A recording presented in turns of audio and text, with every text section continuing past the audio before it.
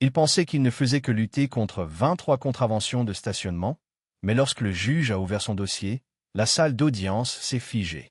Ce qui a commencé comme une simple amende a révélé un secret assez puissant pour secouer toute la ville et exposer son propre fils. La salle d'audience était exceptionnellement chaude ce matin-là, le genre de chaleur calme et lourde qui s'est enroulée autour des bancs en bois et s'est attardée dans les airs comme une question tacite. Le juge Frank Caprio était assis sur le banc dans sa robe sombre habituelle, feuilletant les premiers dossiers de la journée avec l'efficacité tranquille d'un homme qui avait entendu 1000 histoires et qui avait encore pris le temps d'écouter. L'huissier a crié le nom suivant, et les portes se sont ouvertes. Lentement, soigneusement, un vieil s'est avancé, chaque pas délibéré comme si l'acte même de marcher était devenu une négociation entre la douleur et le devoir.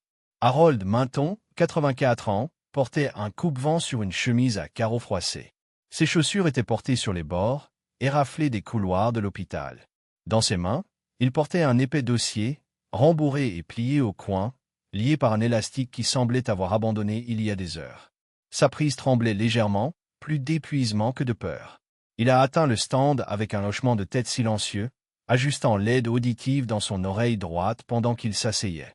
Frank Caprio a regardé l'homme puis s'est penché sur le dossier des contraventions de stationnement, 23 d'entre elles, toutes émises en l'espace de 3 mois. L'expression du juge s'est légèrement adoucie, mais il n'a pas parlé tout de suite. Au lieu de cela, il a laissé le silence s'étendre, offrant un espace pour que l'histoire respire avant que la loi ne remplisse la pièce. Harold s'est éclairci la gorge, sa voix sèche et en papier, le son d'un homme qui n'avait pas beaucoup parlé en dehors des chambres d'hôpital. Il n'a pas offert d'excuses. Il n'a pas commencé par des lois, des amendes ou des échappatoires. Il a commencé avec sa femme. Eleanor s'était effondrée dans leur cuisine il y a 86 jours, sa tasse de café toujours pleine, le journal du matin non ouvert. Un accident vasculaire cérébral, ont dit les médecins. Severe, inattendu. Elle avait été emmenée dans une ambulance pendant qu'Harold traînait dans leur vieille Corolle, celle avec le pare-brise fissuré et les autocollants de pare-choc décolorés des campagnes politiques depuis longtemps. Il ne l'avait pas quittée depuis. Chaque matin, il se garait au même endroit à l'extérieur de l'hôpital Saint-Judas Memorial, à quelques mètres de l'entrée de l'USI. C'était une zone restreinte, une signalisation claire, des règles claires, mais Harold ne pensait pas aux ordonnances de la ville. Il pensait à la main d'Eleanor, se recroquevillait faiblement dans sa poitrine avec des machines faisant la plupart de son émission préférée. Mais il ne lui avait pas parlé pendant toutes ces semaines. Mais elle n'a pas parlé à la radio. Brass, elle a joué. Et puis chaque soir, il rentrait chez lui dans le noir, les enveloppes jaunes cachées sous son essuie-glace comme de petites insultes. Il avait essayé d'en payer 1 ou 2, quand il s'en souvenait. Mais bientôt ils sont devenus flous, tout comme les jours eux-mêmes. Les mêmes bips, les mêmes quarts de travail d'infirmière, les mêmes prières chuchotées dans les mains jointes à côté de son lit. Sa pension était modeste. Elle payait leur chauffage en hiver, les pilules pour le cœur qu'elle prenait tous les matins, et rien d'autre. Il ne s'était pas acheté un nouveau manteau depuis des années. Maintenant, la ville voulait plus de $2000 pour le crime d'aimer sa femme à distance de marche. Ce n'était pas qu'il s'en fichait. C'était qu'il se souciait trop de la seule chose qui donnait encore un sens à ses jours. Pendant qu'il parlait, la salle d'audience restait immobile. Même la toux occasionnelle ou le papier mélangé qui accompagnait habituellement les audiences municipales s'était estompé. Les gens écoutaient, vraiment à l'écoute. Harold n'a pas pleuré, mais sa voix affaiblit quand il a mentionné l'anniversaire de leur mariage, 62 ans, et comment elle n'avait pas ouvert les yeux depuis le trajet en ambulance. Ses mains ont tremblé en plaçant le dossier sur le bureau devant lui. Les billets se sont légèrement renversés sur les bords, jaunes et blancs comme des feuilles fanées. Le juge Caprio les a attrapés, ses doigts effleurant la pile, mais ses yeux sont restés sur Harold.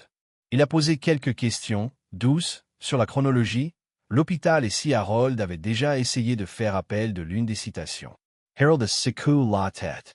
Je n'essayais pas de tromper le système, a-t-il dit, bien que sa voix ait à peine dépassé la 2e rangée. Je ne voulais juste pas perdre de temps. Il a alors levé les yeux, dans les yeux du juge. Que feriez-vous, monsieur, si c'était votre femme? Il n'y avait pas de réponse. Pas encore. Le visage de Caprio était illisible, mais quelque chose dans ses yeux a changé. Subtil, mais clair pour quiconque y prêtait attention. Il a regardé le dossier, puis l'homme en face de lui. Finalement, il s'est penché légèrement en avant, la voix basse mais ferme.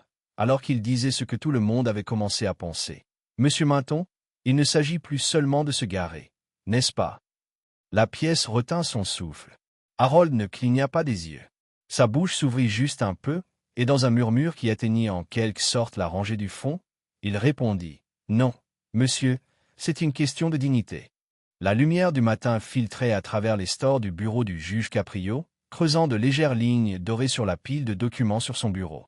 Le sceau de la ville brillait faiblement au coin de chaque citation alors qu'il les feuilletait un par un, son front se serrant avec chaque signature identique.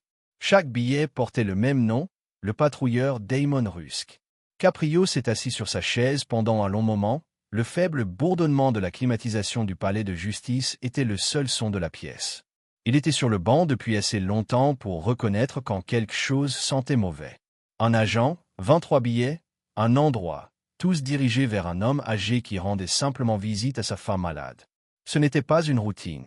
C'était une obsession. Il a bourdonné de son agent, il a demandé à un dossier calme et a demandé à son agent de s'inquiéter. Lorsque le rapport est arrivé, les pages ont raconté une histoire plus forte que n'importe quel témoin ne le pourrait jamais. En seulement 2 mois, Rusk avait émis plus de 300 billets dans cette seule zone hospitalière, près de 5 fois plus que tout autre officier du district. C'était comme s'il y avait campé, attendant que des cibles punissent. Cet après-midi-là, la salle d'audience s'était vidée, mais le juge Caprio est resté derrière, la salle baignée d'une douce lumière ambrée. Harold Minton était toujours assis tranquillement sur le banc, les mains jointes sur ses genoux comme s'il avait peur de troubler le silence. Le juge a levé les yeux du dossier et a demandé, d'un ton plus humain que procédural, si Harold avait déjà parlé avec l'agent Rusk. Harold a hésité, fouillant dans sa mémoire. Finalement, ses yeux sont tombés au sol. Il s'est souvenu d'un moment, d'une rencontre éphémère il y a des semaines. L'agent l'avait surpris en train de se garer près de l'entrée de l'USI et s'était penché à travers la vitre de la voiture avec un mince sourire. Il avait dit que la prochaine fois qu'Harold s'était garé là, il le souvenir tremblant dans le tronc. Caprio hocha lentement la tête, son expression se durcissant alors que le poids silencieux de quelque chose de plus sombre commençait à se former. Ce soir-là, Caprio était assis seul dans son bureau, les toits de la ville brûlant orange au-delà de la vitre. Il avait déjà vu des hommes abuser de l'autorité, mais cela semblait personnel. Il a appelé un vieil ami, le détective Aaron Val, un homme dont l'esprit vif avait jadis brisé des anneaux de corruption que les autres n'avaient pas osé toucher. Val s'était levé pour diriger les enquêtes internes du département, un homme respecté, craint, et surtout, propre. Caprio a tout expliqué, du modèle de la zone hospitalière au mari vieillissant qui était devenu collatéral dans l'amertume de quelqu'un d'autre. Val a accepté de creuser. Le juge a raccroché et s'est assis en silence, les doigts agités sous son menton, le bourdonnement des lumières fluorescentes au-dessus de lui sonnant comme une horloge lente comptant jusqu'à la vérité. Le matin, la vérité était arrivée, et c'était plus laid que prévu. L'enquête de Val a mis au jour une vieille blessure enfouie profondément dans les dossiers du département. Il y a des années, le frère cadet de Damon Rusk avait fait l'objet d'une poursuite pour faux professionnel à l'hôpital Saint-Judas Memorial après qu'un patient soit décédé sous ses soins. Le procès avait dépouillé son permis, ruiné sa carrière et l'avait conduit à la faillite. Le plaignant avait gagné et la famille Rusk ne s'était jamais remise. La famille de ce patient, ils étaient représentés par nul autre que le fils d'Harold, avocat à l'époque. Cela avait été il y a des années, oublié depuis longtemps par Harold lui-même, mais pas par le patrouilleur qui avait attendu des décennies qu'un exutoire libère son ressentiment. Damon Rusk avait construit scène lentement, billet par billet, punissant les étrangers près de l'hôpital comme si chaque voiture était un fantôme de la chute de son frère. Sa cruauté n'était pas aléatoire, c'était une vengeance générationnelle portant un badge.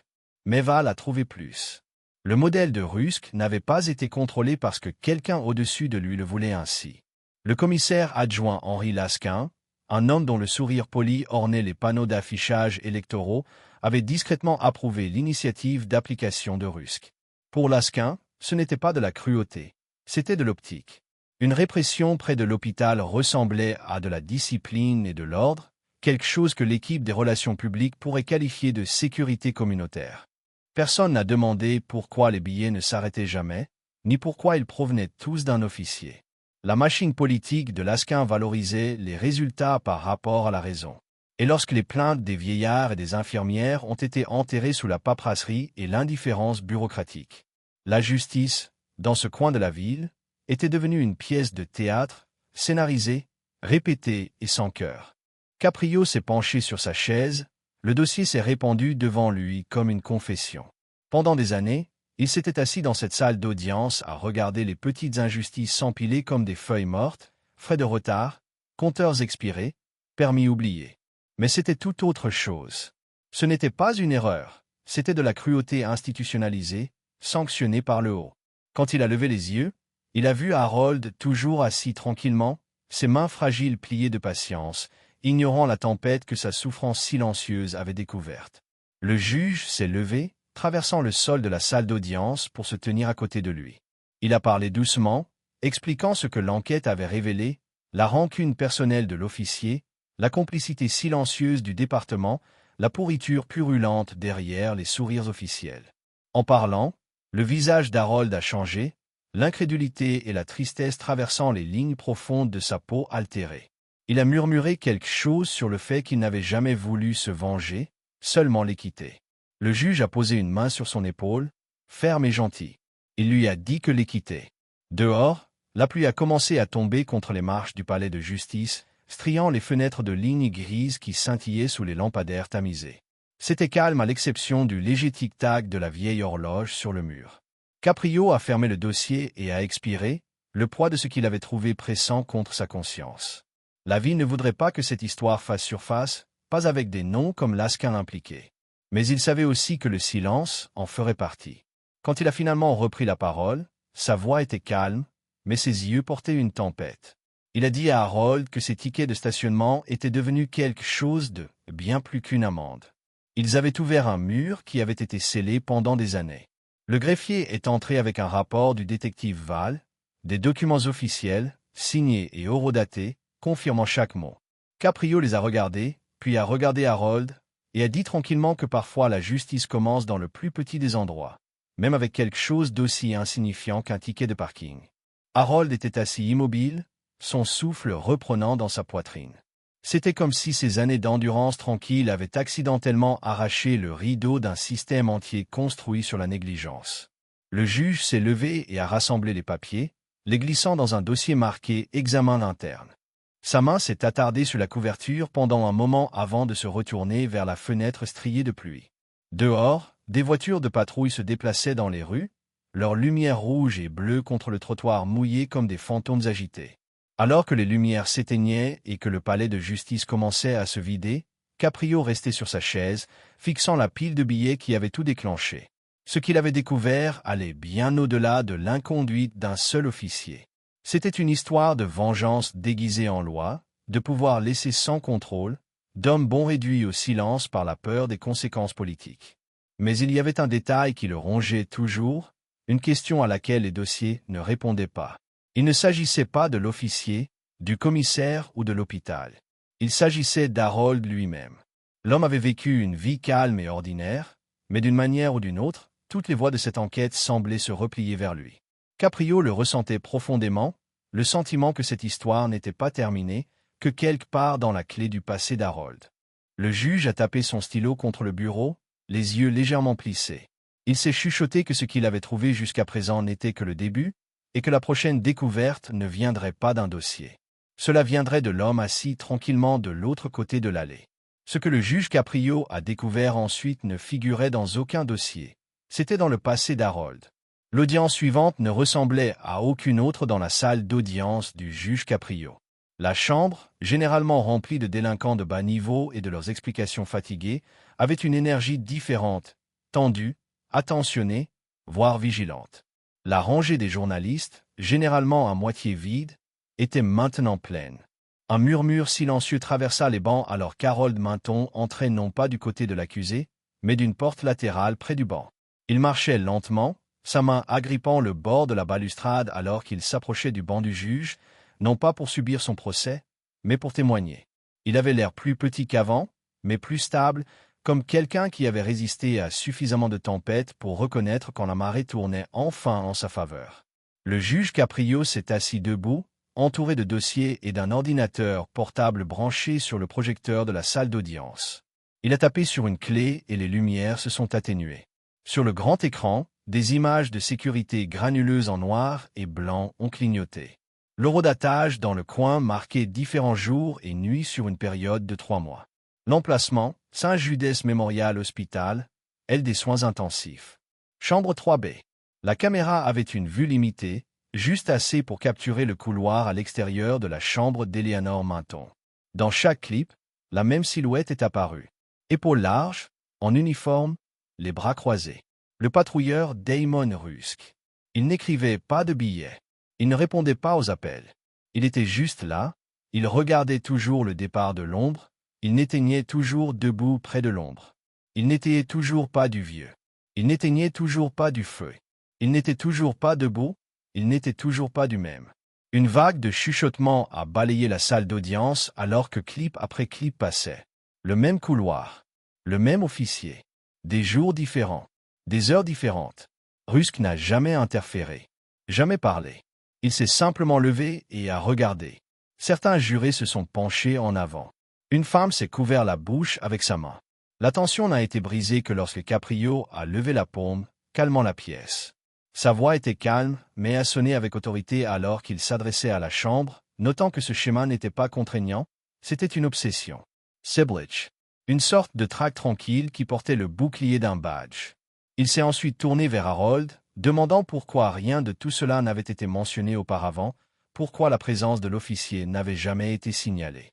Harold avait l'air confus au début, puis a discrètement admis qu'il ne l'avait pas reconnu pour ce que c'était. Il a dit qu'il pensait que Rusk était juste en service, une coïncidence aléatoire, quelqu'un qui passait en ronde. Peut-être qu'il s'était même convaincu de cela pour ne pas se sentir paranoïaque. Après tout, que ferait un vieil homme comme lui avec des soupçons? Il avait des choses plus pressantes sur lesquelles se concentrer, comme si Eleanor parlerait à nouveau ou si ses doigts s'enrouleraient un jour autour de sa main. Il n'aurait jamais imaginé que quelqu'un pourrait le regarder dans ses moments les plus vulnérables, attendant non pas d'aider, mais de blesser. Les yeux du juge Caprio sont restés sur Harold pendant une longue seconde avant de revenir au dossier sur son banc. Il a tourné une page, le son aigu dans la pièce calme, et a posé une autre question, une qui est tombée comme une pierre dans de l'eau calme. Il a demandé pourquoi Harold n'avait jamais révélé qui était son. Harold a cligné des yeux, clairement décontenancé. Il a hésité, puis a répondu avec la lassitude de quelqu'un qui ouvrait une vieille plaie, parce qu'il est mort. Un moment s'est écoulé avant que Caprio ne clarifie. Pas votre fils aîné. Votre cadet. Daniel Minton. La salle d'audience est restée silencieuse. Même les lumières fluorescentes semblaient fredonner plus bas. Le nom était suspendu dans l'air comme un souffle tiré. Quelques têtes ont tourné au fur et à mesure que le poids s'installait. Daniel Minton. Procureur fédéral. Chef des enquêtes sur les droits civils. Pas seulement un autre avocat dans une ville de poursuite. Daniel était un homme dont la signature avait mis fin à sa carrière et dont la voix avait secoué les podiums. Il n'était pas mort. Il s'était simplement distancé après le décès de son frère, s'enterrant dans un travail fédéral, restant à l'écart des projecteurs locaux. Harold ne l'avait pas vu depuis des mois. Leur dernier appel téléphonique avait été court, juste des mises à jour sur l'état d'Eleanor et un « au revoir tranquille ». Harold n'avait jamais voulu être un fardeau. Mais Daniel avait vu les photos. Une semaine plus tôt, une enveloppe était arrivée à son bureau de Washington sans adresse de retour. À l'intérieur se trouvaient des photocopies de chaque ticket de parking délivré à son père et une image granuleuse. Harold assis au volant, les yeux rouges, les mains tremblantes, des glissades jaunes éparpillées sur son tableau de bord comme des feuilles mortes. La photo avait été prise depuis le couloir des soins intensifs, clairement par quelqu'un qui avait été témoin de tout. Une infirmière, peut-être. Quelqu'un qui ne pouvait plus rester silencieux. Aucune note. Juste les preuves et le silence. Daniel avait réservé un vol ce soir-là. Et maintenant, les portes de la salle d'audience se sont ouvertes une fois de plus. Un homme en costume bleu marine sombre est entré, ses chaussures tapant brusquement contre le sol poli. Daniel Minton bougeait avec détermination, pas avec arrogance. Son expression était illisible, mais ses yeux brûlaient de quelque chose de plus vieux que la colère, quelque chose de plus froid. Il n'a pas regardé la foule. Il n'a pas regardé la presse. Il s'est dirigé directement vers le banc avant, son regard se verrouillant directement sur l'officier Rusk, qui était assis raide dans la galerie, une goutte de sueur roulant sur le côté de sa tempe. Daniel a pris place à côté de son père, posant brièvement une main sur l'épaule d'Harold. Le vieil homme a levé les yeux, surpris, puis un soulagement a fleuri sur son visage, silencieux et abasourdi. Les deux n'ont rien dit. Ils n'en avaient pas besoin. Derrière eux, la pièce était ondulée de chuchotements. Le juge Caprio, toujours assis sur le banc, a laissé le moment s'étirer. Puis il a fermé le dossier avec un bruit sourd doux, mais délibéré. Sa voix était plus basse maintenant, plus lourde de sens. Il a dit qu'il n'y avait plus de question d'amende ou d'erreur. Il y avait un modèle de harcèlement. Il y avait une trahison de la confiance du public. Il y avait un homme qui avait attendu en uniforme pour avoir une chance de frapper une famille qui avait déjà perdu plus que la plupart. Et maintenant, assis à côté de lui, était la seule personne dans le pays avec à la fois le pouvoir légal et le feu personnel pour tenir tout le monde responsable. Le juge s'est penché en avant. Ses prochains mots n'étaient pas pour Harold, ni même Daniel. Ils étaient pour Rusk, pour Laskin, pour le département, et pour quiconque regardait de l'ombre, pensant que cela allait exploser comme tant d'abus discrets auparavant. Il a dit qu'il était temps d'arrêter de parler d'amende. Maintenant, a dit le juge Caprio, parlons des conséquences. L'audience finale n'a pas commencé par un coup de marteau, elle a commencé par le silence. Un silence si complet qu'il semblait se presser contre les murs de la salle d'audience, avalant chaque respiration et chaque mouvement. Personne n'a mélangé les papiers. Personne n'a chuchoté. Pas même l'huissier n'a parlé. La lumière du soleil a traversé les hautes fenêtres, déversant de longues traînées de lumière sur le sol poli. Harold Minton se tenait à côté de son fils, Daniel, qui était vêtu du même costume impeccable qu'il avait porté aux audiences sur les droits civiques à Washington, mais dont la posture portait maintenant le poids tranquille de quelque chose de bien plus personnel. Il n'était pas ici simplement en tant que procureur. Il était ici en tant que fils, celui qui avait vu un homme qu'il aimait être discrètement brisé par un système trop indifférent pour s'en soucier. Le juge Caprio était assis immobile sur le banc, ses yeux se déplaçant lentement à travers la salle, scrutant les fonctionnaires de la ville présents, les officiers tapissant le mur du fond et les journalistes penchés en avant sur leurs bloc-notes. Son bureau était nu, à l'exception d'un dossier mince, l'affaire qui concernait autrefois des contraventions de stationnement impayées et était depuis devenue quelque chose de beaucoup plus grand. Sans cérémonie, Daniel s'est avancé, a déplié une seule feuille de papier et a commencé à lire. C'était une mise en demeure officielle du ministère de la Justice, signée et scellée, annonçant une enquête fédérale sur la conduite de l'agent Damon Rusk et le rôle du sous-commissaire Henri Laskin dans le soutien au harcèlement ciblé déguisé en application de routine. Les mots étaient clairs, légaux et sans émotion, mais l'impact a frappé comme un rat de. Quelque part près du fond de la salle, un membre du conseil est devenu pâle. Un représentant du syndicat de la police s'est déplacé inconfortablement sur sa chaise. L'agent Rusk, assis seul dans la tribune, ne portait plus son uniforme. Ses yeux se sont dirigés vers la sortie, mais il n'a pas bougé. À la fin de la vie, Caprio s'est tourné vers Harold, qui se tenait petit mais inébranlable, sa main posée légèrement sur la balustrade pour l'équilibre. Puis Caprio a regardé la salle dans son ensemble et a déclaré que les 23 citations contre Harold Minton avaient été rejetées, avec préjugés. Sa voix ne s'est pas élevée. Ce n'était pas nécessaire. Il a cité les preuves de ciblage personnel, d'abus de l'autorité municipale et d'une trahison claire de la confiance du public. Il n'a pas parlé seulement en tant que comme juge, mais comme un homme qui aurait toujours cru à la loi. La nouvelle de la décision s'est répandue rapidement, plus rapidement que n'importe quel billet jamais imprimé. Le lendemain, le conseil municipal a convoqué un vote d'urgence. La pression publique, la couverture médiatique et les conclusions juridiques s'étaient transformées en une tempête qu'aucun fonctionnaire ne pouvait ignorer. Le vote a été adopté avec une large marge. Henri Laskin a été suspendu indéfiniment dans l'attente d'une enquête. La même presse qui louait autrefois son initiative rue propre a maintenant fait la une des journaux en se demandant combien d'autres avaient souffert tranquillement sous sa marque d'ordre. L'agent Rusk, confronté à un examen de plus en plus minutieux et sans bouclier laissé pour se cacher, a démissionné 3 jours plus tard. Son badge a été rendu.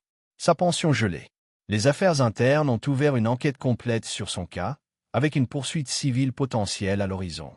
N'étant plus officier, il a quitté la mairie par une porte latérale, la tête basse, col de manteau contre le vent. Mais le moment le plus puissant n'est pas venu dans une salle d'audience ou une salle du conseil, mais sur une scène modeste lors d'un forum municipal local 2 semaines plus tard. Harold Minton, qui n'avait jamais parlé devant plus de quelques membres de sa famille à la fois, se tenait sur un podium en bois sous un seul plafonnier. La salle était remplie d'étudiants, de personnes âgées, de législateurs, d'infirmières, des gens qui n'étaient pas venus pour un spectacle, mais pour écouter. La voix d'Harold était douce, tremblante au début, mais elle s'est stabilisée au fur et à mesure qu'il parlait. Il n'a pas mentionné de nom. Il n'a pas énuméré les accusations. Au lieu de cela, il leur a parlé d'Eleanor. Des nuits où il s'est garé dans une zone restreinte parce que c'était l'endroit le plus proche où il pouvait l'atteindre sans s'effondrer. À propos des slips jaunes flottant sur son pare-brise, il était assis dans ses mains. Sur la façon dont chaque billet le faisait se sentir plus petit, plus invisible, moins humain. Et puis, il a dit quelque chose qui a fait pencher la salle. Il a dit « Je voulais juste être là pour ma femme ». Personne ne devrait être puni pour avoir choisi l'amour plutôt qu'un panneau de stationnement.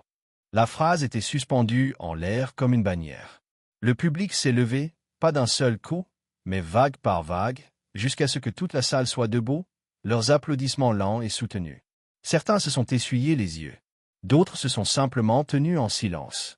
Harold a hoché la tête une fois, ses mains agrippant légèrement le podium comme s'il s'ancrait à ce moment. Une semaine plus tard, Eleanor est décédée. Elle n'avait ouvert les yeux qu'une seule fois avant la fin, assez longtemps pour voir Harold assis à côté d'elle, lui tenant la main comme il avait toujours fait. D'une voix à peine plus forte qu'un murmure, elle lui avait demandé s'il allait bien. Il lui avait dit oui, et il le pensait. Elle sourit, juste faiblement, et lui serra la main avant de fermer les yeux à nouveau. Pour Harold, ce moment valait chaque pas qu'il avait fait à travers l'ombre de l'injustice. Des mois plus tard, les panneaux ont été changés dans le district hospitalier. De nouvelles zones de stationnement ont été créées pour les soignants de longue durée. Les procédures de billetterie ont été réformées. La formation a été réécrite. Tranquillement, sans fanfare, les systèmes ont commencé à se pencher vers la compassion, non pas à cause d'un mouvement, non pas à cause de manifestations, mais parce que la douleur d'en avait forcé une ville à se regarder dans le miroir. Et maintenant, si vous croyez qu'aucun acte de cruauté tranquille ne devrait rester incontesté, abonnez-vous, partagez cette histoire et faites savoir au monde que la justice parle toujours.